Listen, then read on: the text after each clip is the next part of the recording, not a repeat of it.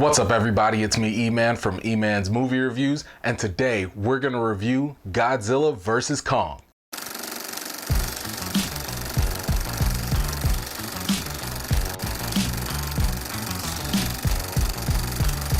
Okay, let's do a quick intro. Godzilla is attacking random cities for unknown reasons. Meanwhile, Kong is on the journey to find his true home, that is, until the two titans clash in an epic battle. Okay, enough of that, let's get right into the good. The good. Look, the absolute best thing about Godzilla vs Kong is the fact that we actually pay more attention to the monsters. It's finally gotten to a point where the monsters are given the actual spotlight of their own movie. I appreciate the fact that we got to learn some new things about Kong, and surprisingly, they actually gave his character more depth. I thought the director managed to communicate Kong's sense of loneliness pretty effectively. Now, don't be surprised if you find yourself actually rooting for him too. Best of all, none of the humans overtook the film compared to the previous movies. For the most part, they stayed in their lanes and were more like translators of the monsters. I also love the scaling of the Titans in comparison to their environment because you really get a good sense of just how gigantic these things are. Because of their massive size, the level of destruction was appropriate too. Look, this movie did not spare any casualties or collateral damage, and that is exactly what you would expect if two huge monsters were just attacking a city. Speaking of which, the battles in this movie were epic and the visuals were on point. It almost felt like watching a WrestleMania matchup between two huge wrestlers. One of the battles takes place in a neon-colored city at night, and it's simply captivating to watch. I even liked the CGI on the monsters when they were shown like in the daytime settings, because usually they show them at night to kind of hide some of the flaws, but I thought they turned out pretty nicely. Sometimes Godzilla looked a little clunky because, you know, he has all that scaly skin and stuff, but other than that, they all looked really good.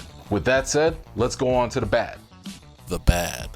Look, one minor knock I'd give this is probably in the writing. I mean, this movie is really predictable. Save for maybe just one little twist, there are very few things in this movie that you won't see coming a mile away. I think much of this is because the director took a very formulaic approach to the movie. You'll see a lot of scenes that look like they were plucked right out of your favorite action flick or comic book movie. Luckily, that's not a major problem because nobody's really coming for the plot.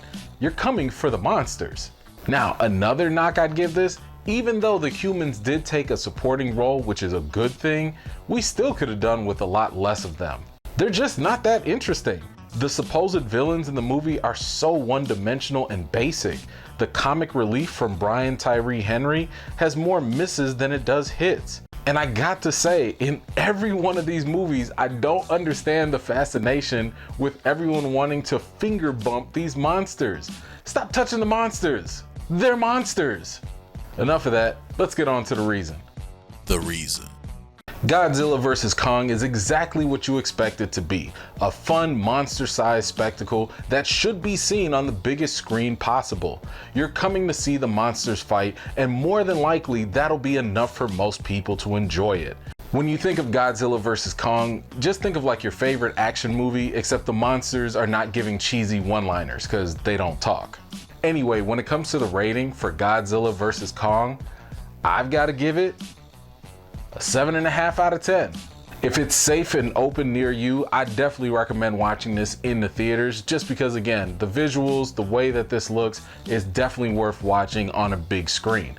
Now, this is also going to be coming out on HBO Max, so it's not terribly a bad watch to see at home either, and it'll actually kind of keep your expectations down. So, do you plan on watching Godzilla vs Kong?